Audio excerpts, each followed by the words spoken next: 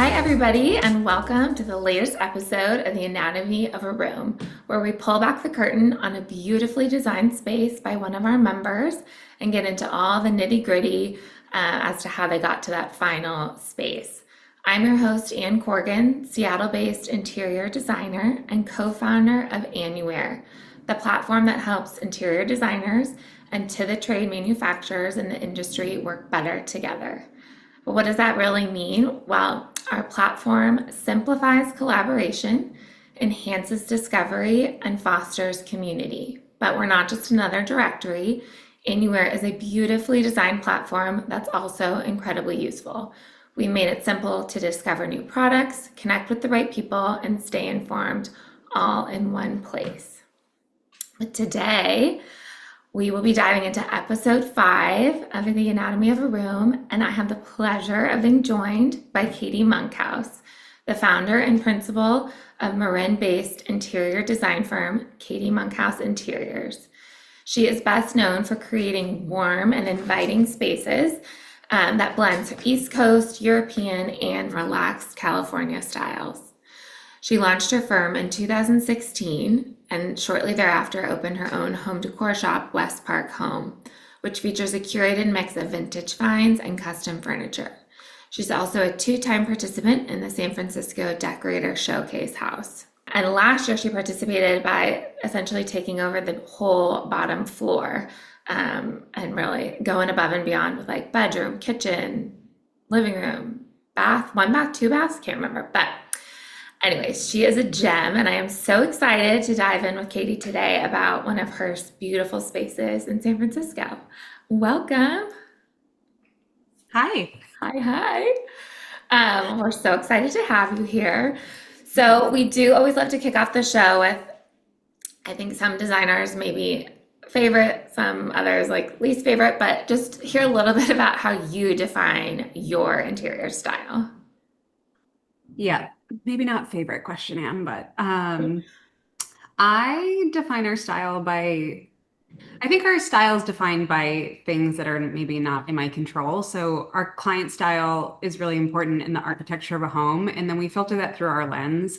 Um, we love earthy saturated colors and, soft curves and lots of layers, like layers of unexpected textiles and marble. We talk a lot about tension in our studio, finding the thing that like is almost not supposed to be there, but makes everything make sense. Mhm. So yeah, I don't have like a really clean answer for you, but those are the things we think about, I guess, when I love we it. kind of dive into the style of a project. I love it. I think I heard you say even on a podcast that you're always sort of wondering like, is this thing cool or weird? And I actually feel like that's like the perfect tension point of Yeah. like, Yeah. sometimes it's a little bit of both, but I feel like you Yeah. kind And of have to some, have that weird thing. yeah, sometimes you are like, you say, is it cool or weird, but you want it to be weird. Like it Totally. does not, doesn't, we don't always want it to be the cool thing. Not the safe thing. Yeah. I think weird is good. I We, agree. we need more I weird. love it. Well, today I think we're going to be talking about a project that definitely emulates a lot of what you've described, those like really earthy colors, that kind of lot of texture, pattern, or not pattern, but like kind of pattern throughout that texture. And so I love to start by really talking through the inspiration and like understanding a little bit more about, who these clients were, and what did they come to you asking for this space or these spaces really because they're kind of in conjunction. Yeah, these clients are awesome. They are like San Francisco native, really fun. I mean, you'll see when you look at the photos, they already had the most amazing collection of art. The homeowners, she's super stylish, so stylish. And she kind of like gets it, to Yeah. be like vague about it, but she wanted her home to be really beautiful and really cool. They entertain a lot, so the idea of having enough place for people to lounge and converse and feel comfortable. So we kind of approached it as like, you'll see there's 2 spaces that you want to look at here, and there we kind of approached it as one large space. And it kind of has this like loungy kind of boutique hotel vibe to it when you walk in, and the architecture of the home is just so spectacular. Like there was very little we needed to do on that front. It was really a cosmetic and furniture project, which are sometimes my favorite. Yeah, I love it. And I think, I feel like every designer has a similar process, but also very unique to what your studio is, right? And so I think that what some of the imagery and assets that you shared with us show your concept, your initial concept presentation to the client. And I think maybe we can even just pull that up. But I feel like I love that it's not so literal as to like, here's another interior shot that we're trying to emulate. It really talked a lot about like the palette, the texture, and really that overall design. Yes, perfect. So how did you kind of come to find these images, and what were you really trying to convey here? Um, I always keep like a little board on Pinterest that's just called palette. And whenever I see really interesting combinations of colors or textures, I like to dump it in there and then kind of shop through it when we have a new project. And these clients, like, they already had lots of warm, saturated colors. Homeowner was like super stylish, and we loved this idea of this like super chic but timeless cashmere coat. And then those like rich tones of that kind of makeup palette that's there with the greens and the golds. Some of those colors already existed in the art that they had in the house. So we just kind of picture, yeah, it's almost like when something's blurred out, what you see. Um, and I like to kind of pull whatever those colors and textures are that feel, I don't know, interesting and kind of representational without being literal. I don't know. No, it totally makes sense. So I think maybe we can go to some of the before, like, when you kind of initially saw this project, the entryway, because as you've mentioned too, this client had a lot of great like, existing art.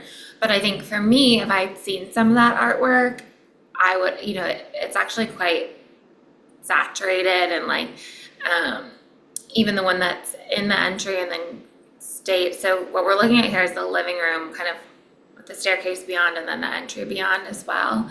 Um, and I think, on the wall that we're not seeing in the living room, there's like a really bright blue, Yeah. so it's interesting. I think what it seemed like you were trying to do is kind of have the rest of it sort of support that art too in this really like dynamic way. Yeah, I think, the art, we always look at the architecture of the house that takes some lead there. These clients, like their personal style was so well represented in their art collection that it felt like that's what we wanted to highlight. We didn't feel like we wanted to compete with it. You can see in this like existing photo that there's so much happening in here, lots of little pieces, and I feel like it does compete with the art. So the idea was to just create something that was more quiet. And when we do get to the photo of like that big blue art piece, it's kind of going back to just basics with color, like what works with a big, bright cobalt blue. And my background was in fashion before, and I love cobalt blue with camel. That was something that was like always really beautiful in like fashion and how collections came together. So we focused, you'll see in the other photos on like this giant camel sofa that I felt like complemented the blue. Didn't compete, but it wasn't just like black or white. Kind of softened it in a way. But yes, this is the amazing art piece by Matt Clayberg, and it was sinfully blocked by the sofa. I could not, like, yeah, it's just really So, needed to so shine. sad. It was not having its moment there. Yeah. Um, And you can't see the scale in this photo, but this piece is like, it's probably like 70 by 80. Like it's huge. It's like 6 foot by 7 foot or something crazy like that. wow, Yeah. crazy. Okay, so kind of, oh yeah, that's a good, I mean, this room is so large. Um, Yeah. and everything just felt like it was a bit dotted around It and was a not good really like, palette. yeah, showcasing all that it could be.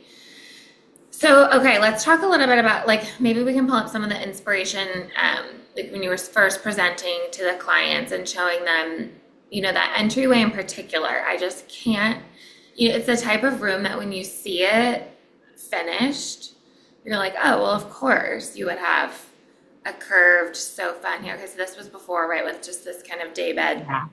plopped in there. I think what's so interesting to call out too is there are so many either doors or cased openings. Like there's really no solid place to like anchor. I mean, I don't know. I guess, I mean, this is their true entryway. Am I correct? Like when they enter, Yeah. that's where they land. If you when you come in and then the staircase is to your left, so there is like the main entrance to the house. Yeah, that's the Okay. entry door right there. So the staircase is there, and then there's this room which, by most standards, is like a very generous size for a living room, but this was like their entryway, and every room of the house essentially on this floor can be accessed from this. So there are, let's see, one, two, three, four or five doors in there.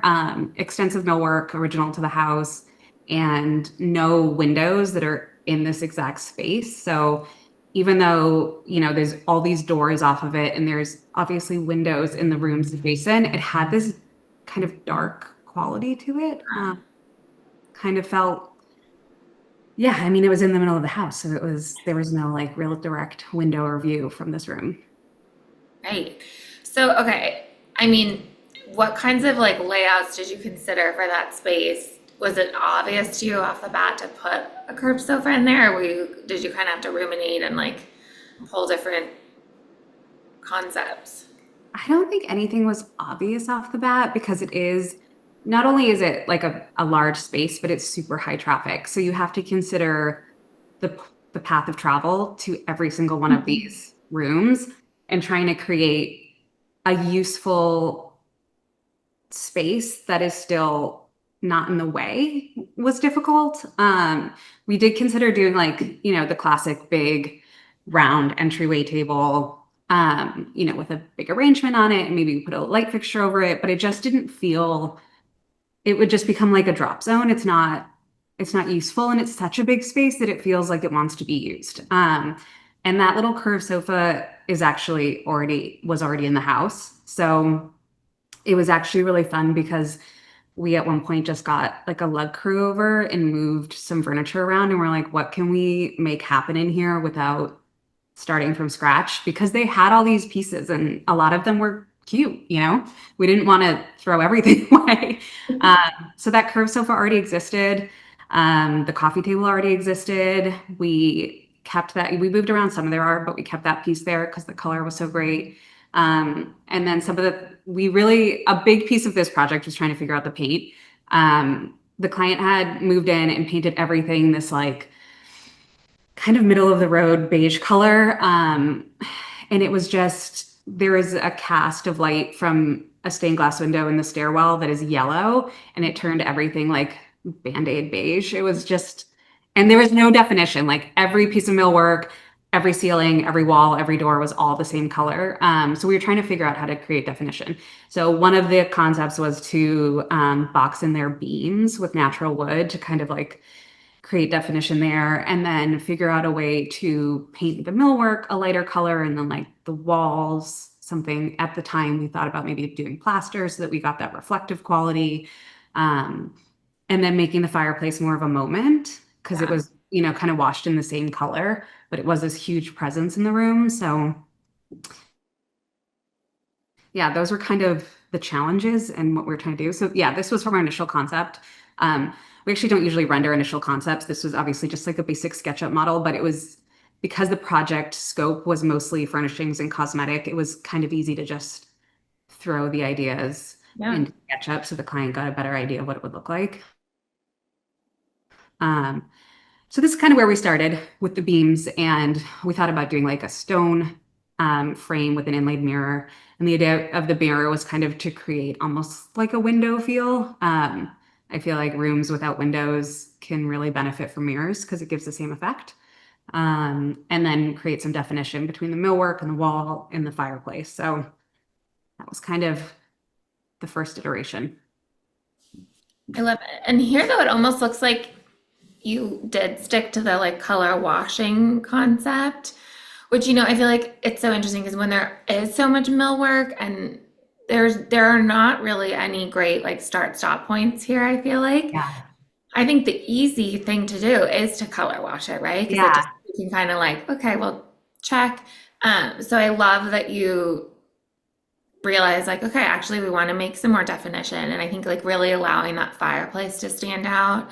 Yeah. And you clearly kept some of the original like detail to it, but sort of just enhanced it. And I think I feel like your approach to the whole project in general is like using what was already there that was amazing and like letting it shine by updating and infusing some fresher takes. So I Yeah. love it. It's actually it's really funny. I remembered this as we were doing the run through before. There are photos in process of this entryway where you can see that we painted the drywall area, not the millwork. We basically painted in stages. So first we started with just the dry because we were trying to figure out like how's it gonna all work. So we painted the walls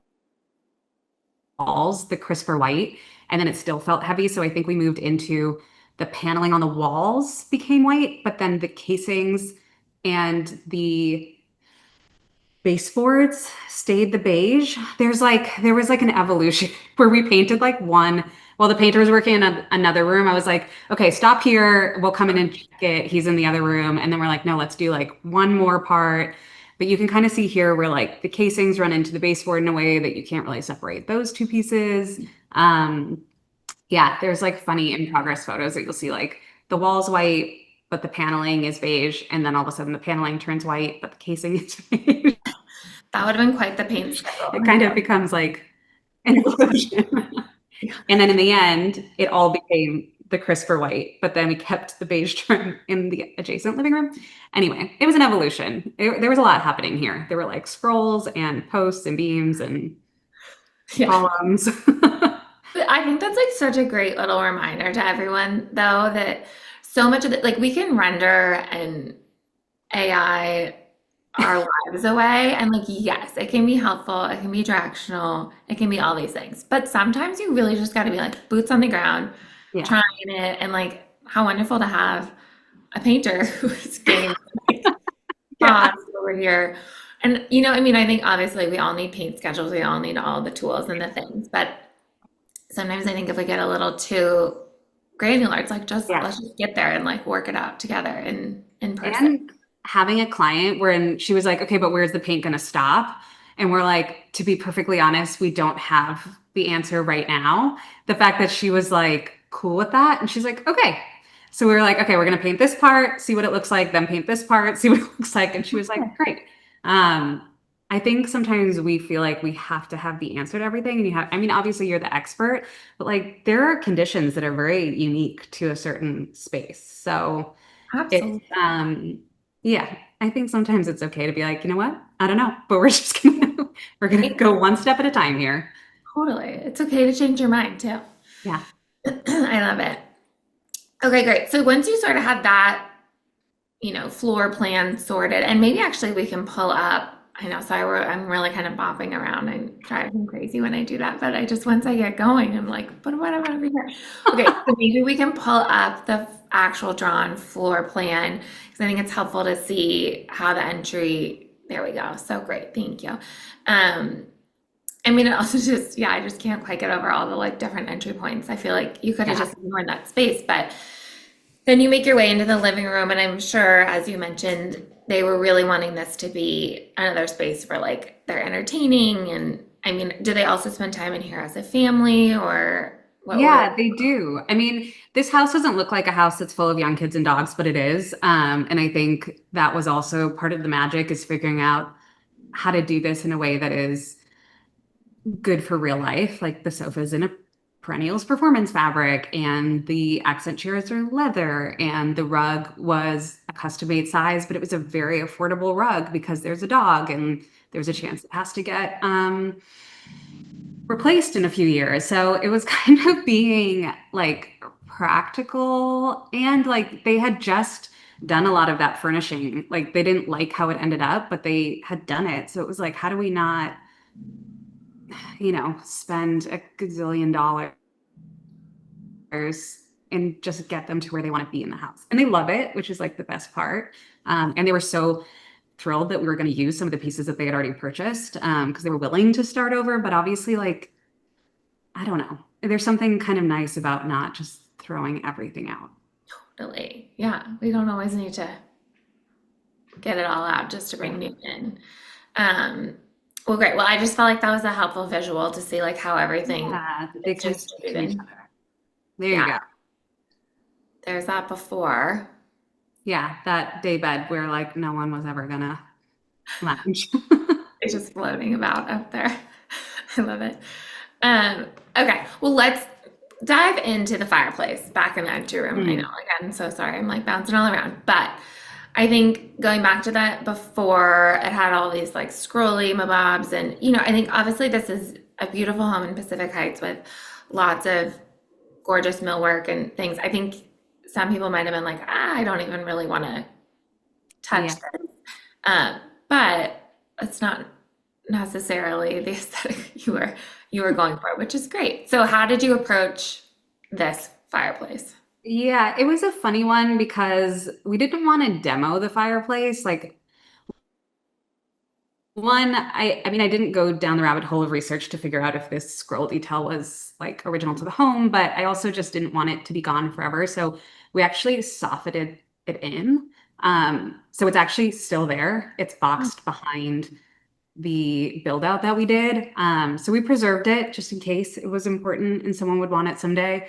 Um, so it's still there, it's hiding. And we boxed it in, and we just wanted the fireplace to be more of a contrast, but also quieter at the same time, which is like a hard thing to explain. So yeah, so they boxed it in. We had to figure out a way of like continuing the picture rail and hmm. the millwork around it, which was all kind of funky to figure out how it interacted with those beams.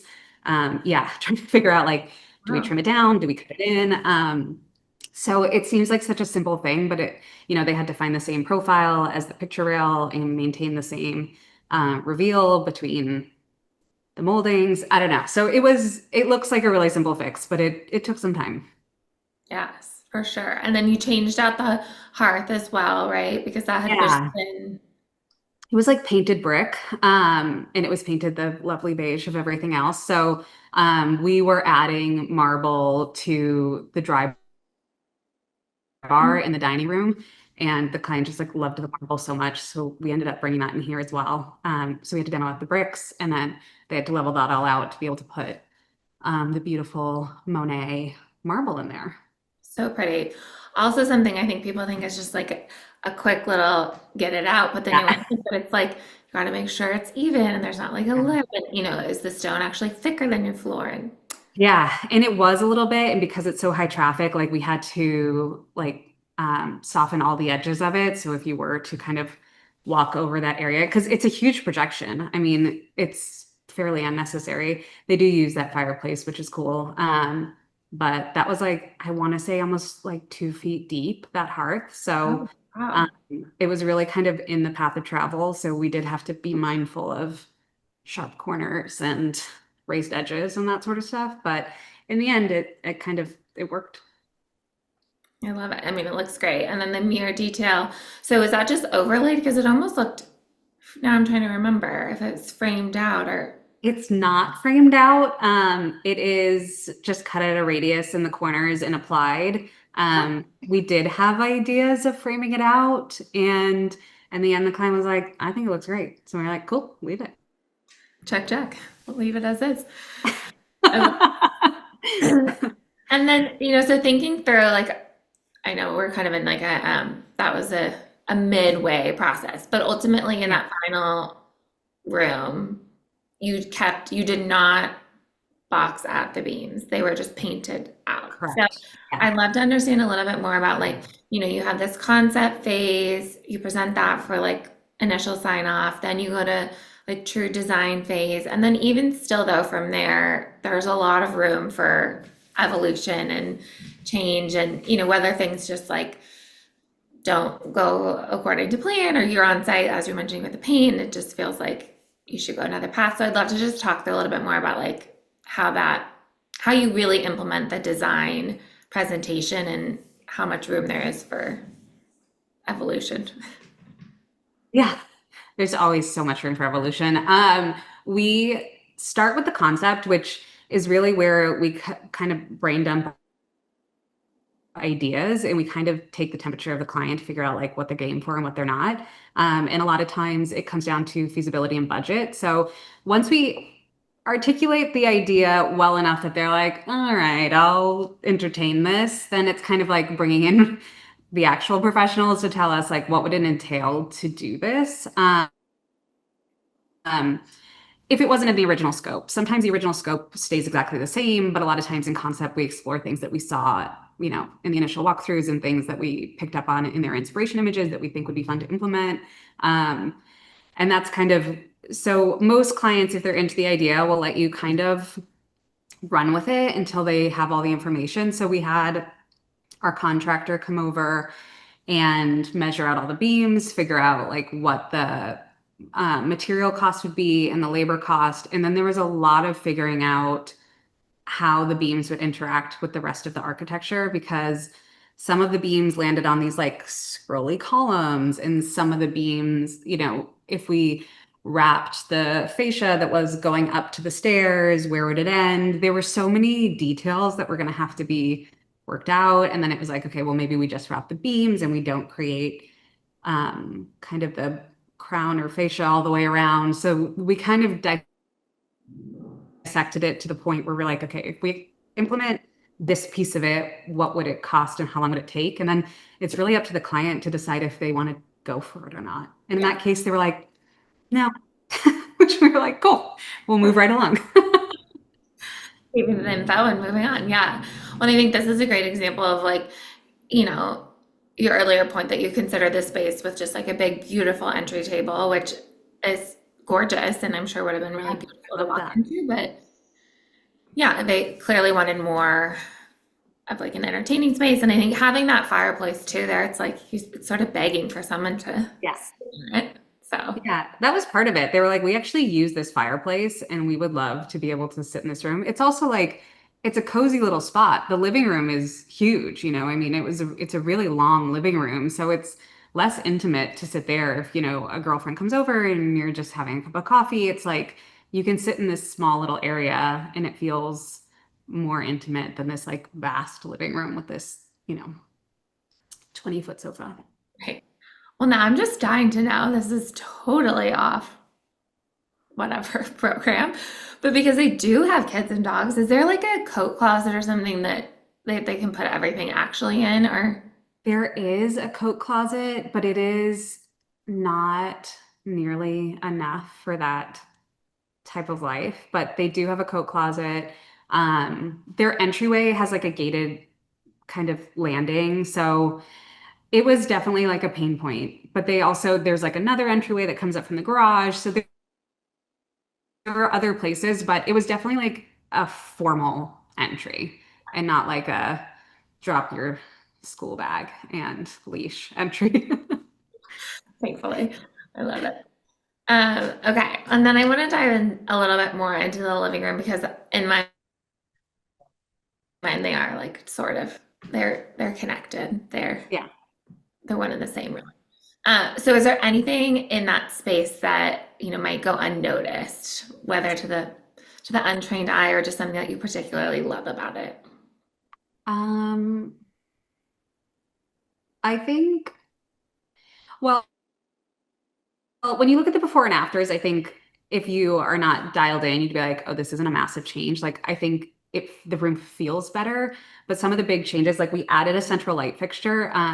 When you have a room with, 10 or 11-foot ceilings and it's so long, I always think it's so nice to take up like the volume above you, creates more intimacy. It makes the room feel, it's weird. People want things to feel bigger. I always want things to feel smaller, like more, cozy. So adding the central light fixture also gave them like an alternate light source to use, like if they are entertaining. So you're not putting, obviously those cans do exist in real life, but obviously we have photoshopped them out like every other designer in the world. So it just gave like you could put that light on and it would just glow at night. And it was like very like soft, sexy lighting versus putting on the 8 cans that are up in the ceiling. So I loved that. I felt like it was a game changer, but it's kind of one of those things that you might skim over when you were looking at the before and afters. And the paint color. You can see in this one, actually, this is a good photo because you can see in the stairs now how like the walls and the paneling are white, but then like the stairs themselves say the beige. Oh, Um, and that relates to like the casing of that opening between the entry and like so trying to figure out those connection points and where to start stop paint because that goes all the way up into the main hall upstairs too was complicated and finding the right white because like I said there's a stained glass window in that stairwell that is yellow, which is a wild cast of light to have to deal with in a space when you want the walls to be white.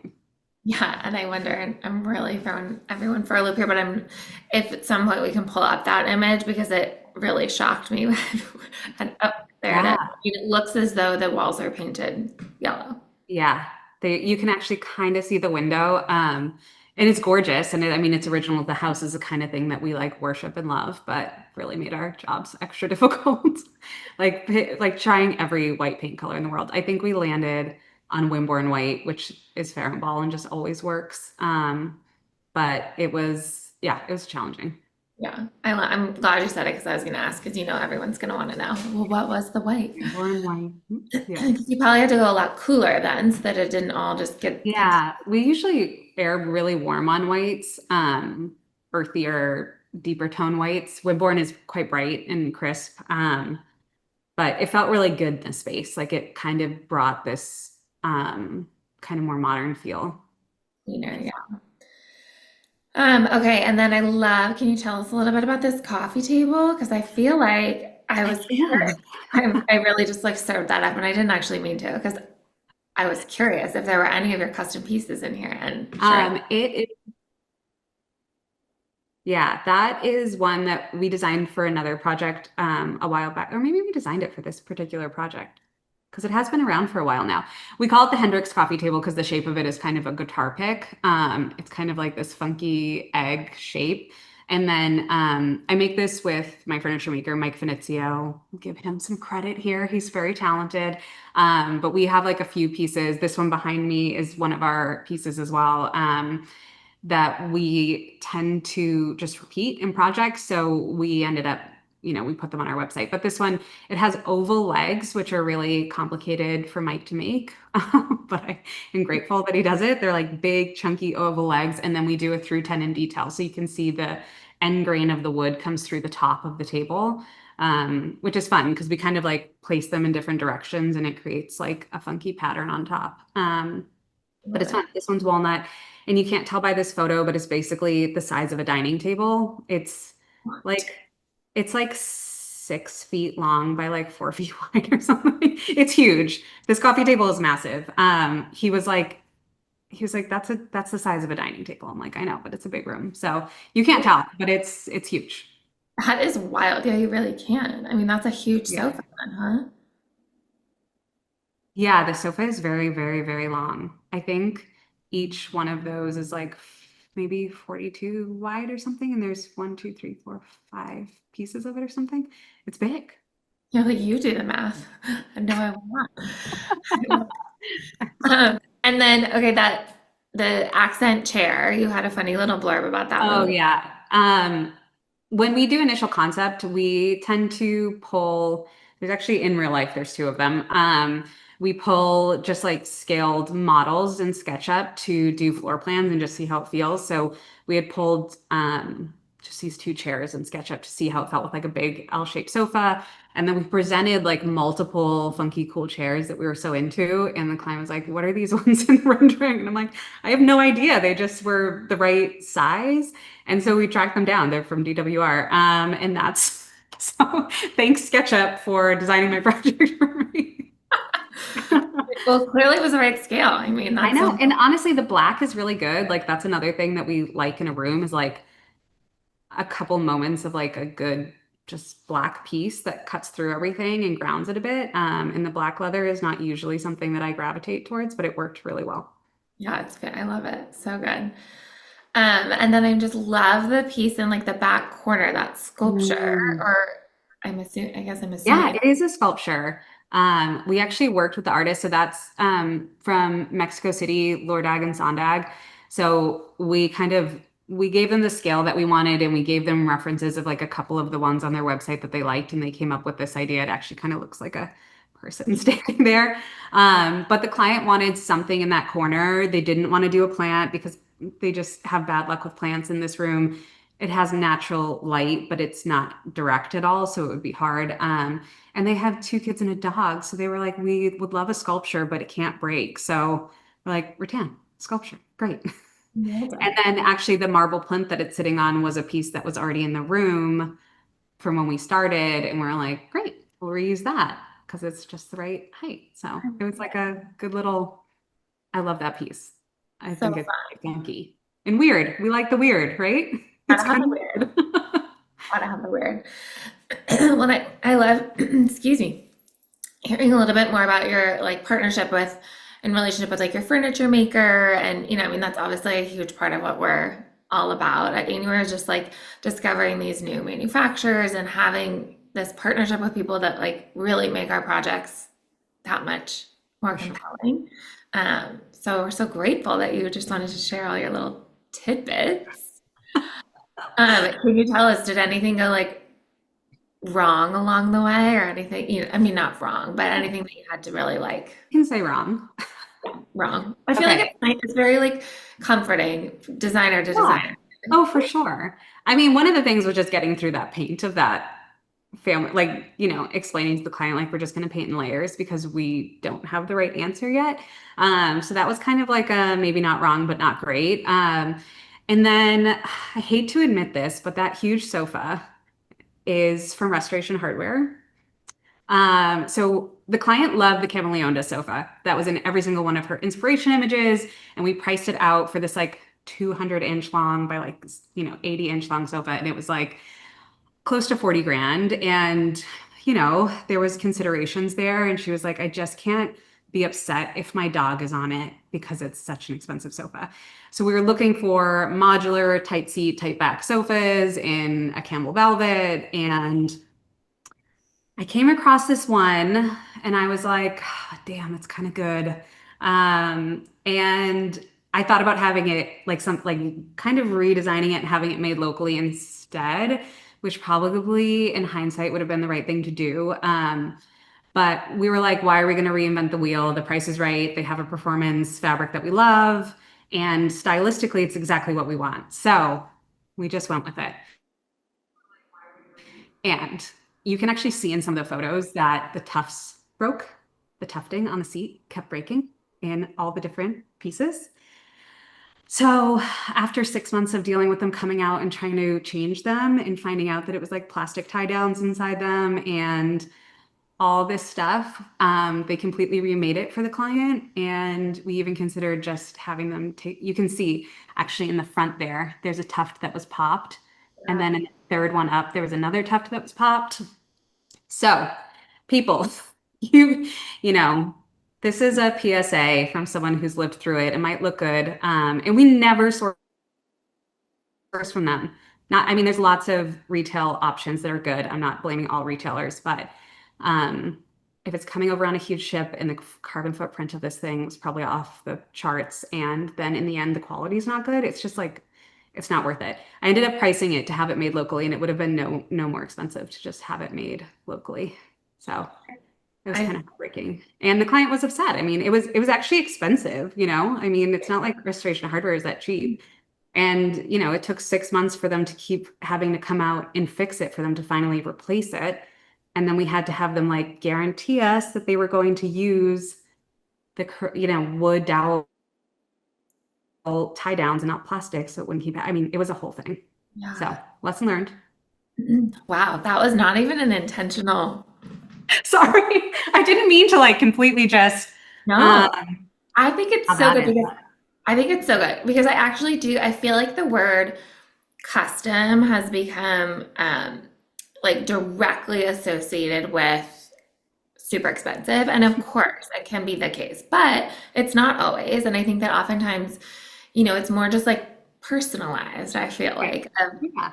or well made also. I mean, that's the other side of it. But Yeah. I think that working with your local and like workrooms, furniture makers, they're doing it the right way and also are willing to kind of like get in there and make sure it's done right. So 100%. I mean, that was one of those ones that we really did think about going and having it made instead. And we're like, why are we doing that to ourselves? It's right. The proportions are right.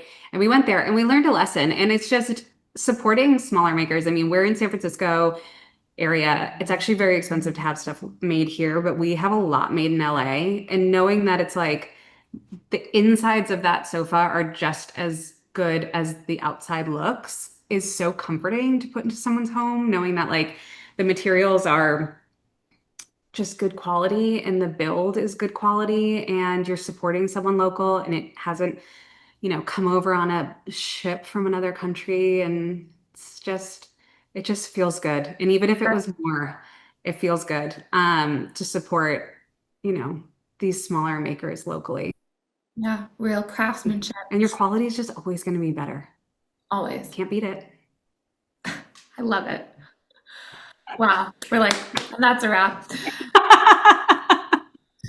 Uh, well, no, but we always love to dive into a little Q&A, Okay.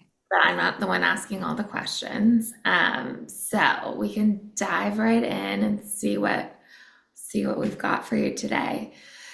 Oh, I love it. Okay, can you just talk a little bit more about the art in really any of these spaces? I mean, it sounds like the clients had such a great collection that you were working with. And Absolutely. The client worked with two different art advisors, CHB art advisors in San Francisco, and I don't want to butcher this name, Sensore Smith. Two art advisors locally in San Francisco that I believe that our client was friends with, and they helped her source these pieces. So the big blue piece is Matt Kleberg. His work is incredible. If you don't, it's spelled Kleberg.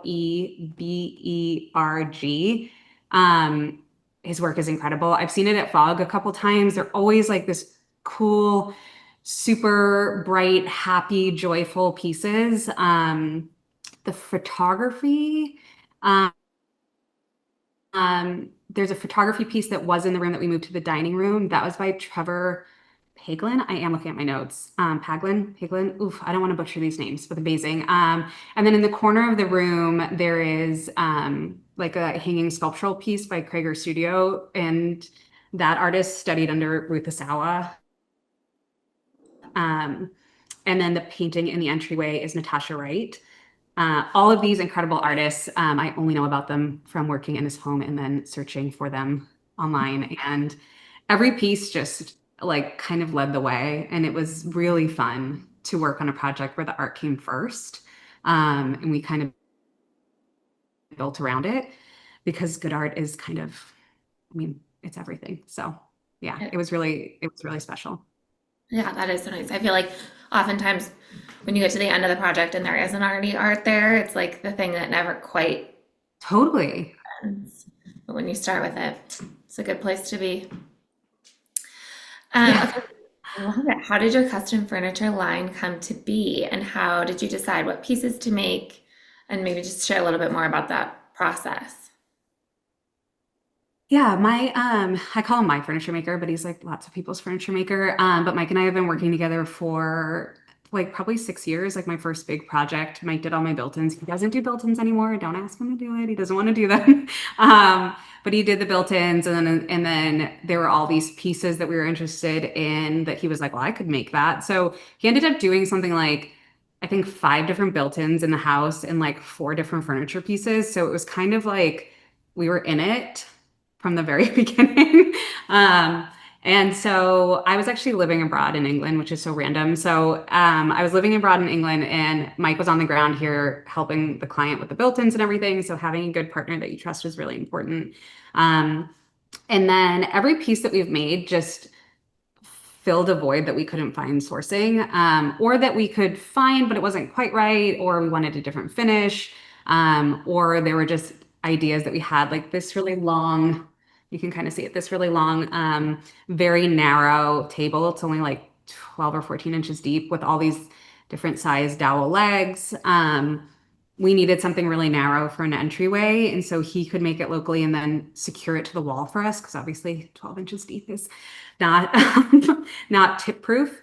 But yeah, it was just working with someone that you trust and that was willing to kind of experiment a little bit, you know, with these ideas that we had, and he was always game for it. So yeah, I guess it's finding the right partners. We have lots of people we do custom furniture with. I mean, obviously we still work with Mike, but um, lots of people locally, and it's figuring out the how to kind of detail your design to get to them, and then having someone local that you can do shop checks and go in and see the progress of things can really help inform like the end product, where you can constantly go in and go, oh, wouldn't it be cool if we just like cut it back a little bit here or rounded this edge, or you know, the iterative process of it is really fun. And yeah, we would put them in projects and then people would ask where we got them from, and we'd say we made it custom.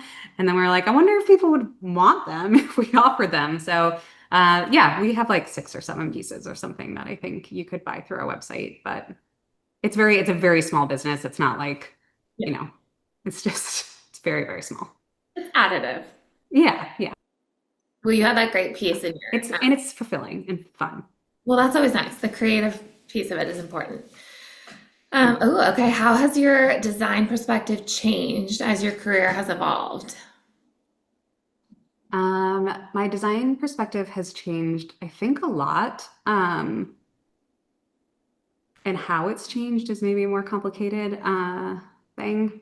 But we really, I think I focus on like the health of the home a lot more. I don't like to put things into people's home that are unhealthy, finishes that are not natural, materials that are not natural. And I think I feel way more confident speaking about that than I did before. I think, did it say design style or design philosophy? Now I can't remember. You just take it and run. I mean, it's kind of your, Perspective. Yeah. I think that what changes as you go is that you just become more confident, I think, in your choices and your taste. And you feel more confident in leading clients and having those trust me moments. And I think that's where a lot of the more magical moments come from in projects. And I think I'm so much better at collaboration. Like I want my clients' input. I want my team's input. My team's so talented. Everyone that's ever worked here. I used to be scared of bringing in people that were going to be like better than me at design, but now I'm like, I just want you to all be better than me. I want you to all be amazing. I want you to have your own ideas and perspectives, and I want you to challenge me on what I do. And I think I used to be scared of that, and I'm not, because that's the only way to grow. You know, there's only so much in your own head. So, you know, that. yeah. Perspective. I don't know if that answered it, but there you go. That's great. Okay, what part of the design process do you find the most challenging and or the most rewarding? I think if we were to talk about one part of the design process that is both challenging and rewarding, it is the final mile, we'll call it.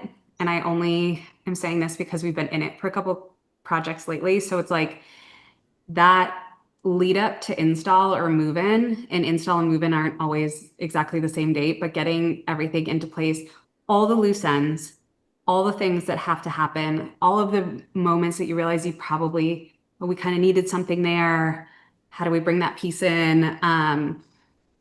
Just making sure that clients have the best experience. Like it's so rewarding and it's so challenging, because at the end, like there's so many moments when things go wrong or something is late and it's disappointing. And how can you go out of your way to make sure that they are just so happy, you know?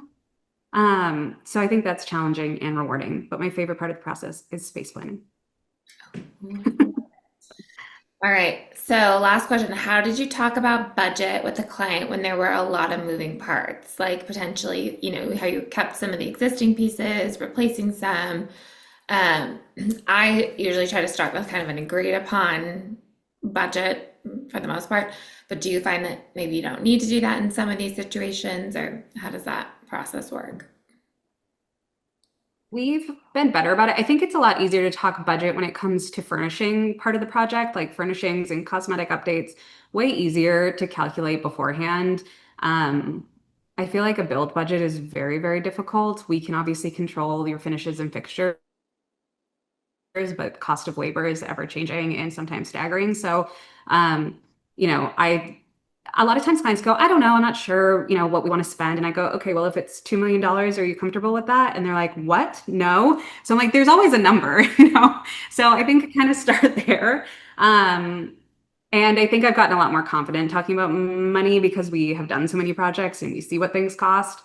But when it comes to furniture, we actually, after space planning, uh, we do a space planning, obviously for the builds, figuring out like where walls and everything go, but then we do the practical overlay of where your furniture will go and the flow of the home and the use case for each area and everything like that. And then we put that into a spreadsheet and we put a dollar amount to every single one of those pieces. And then we send that spreadsheet to the client and we say, this we think is realistic for, because somebody might say, I want to spend $5,000 on a sofa. And you're like, well, your sofa's 20 feet long by 6 feet wide. And even from West Elm, that's going to cost you more than $5,000. So having those practical conversations and putting dollars to things based on their scale and the importance of the place of the home. And then that's a great place to have a conversation because people are like, oh, I don't want to spend that on a rug. And I'm like, well, the rug is 20 by 17. So it's going to, per square foot, this is kind of the range we're in. And I think if you can speak to it confidently and you can inform them about the importance of where they spend, not everywhere has to be like top of the line item, but yeah. And then again, the hardest and most rewarding part, the move in, the end, the install. That's where sometimes I'm like, are they going to get invoice fatigue? Because, you there's so many things, we're like extra deliveries, like pieces that they're saying, oh, maybe we get a lamp here. Maybe there's things that we just like hadn't decided on that we need to firm up, bedding, towels. Clients sometimes these days want like, all their linens redone and everything. So it's like having those conversations when they make the request of like, this is roughly where this might land cost wise, or do you have a budget you want to work within? And then feeling confident enough to say like, that's not a realistic budget for what you're asking for. This is what I think the budget should be, or we can reduce the scope or number of items or something. So, Yeah. but it comes with time being able to confidently have those conversations Yeah. Well, especially in this world where it's like everything just seems to be getting more expensive. So, every day. well, great. Well, thank you so much for joining us. I'm excited. Everyone should be following along as Katie continues updating her home as well. I'm like dying, come all the way to fruition, but it's beautiful where it is. So thank you for walking us through the Pacific Heights project. We hope everybody enjoyed our conversation and are leaving feeling inspired. And don't forget to come to annuaire.design. It's ANNUAIRE, since it's not always, people don't always know how to spell it. Annuaire.design to watch previous episodes and learn more about what the community that we're building over there. So thanks so much, everyone. Have a great rest of your day. Thanks for having me. Bye.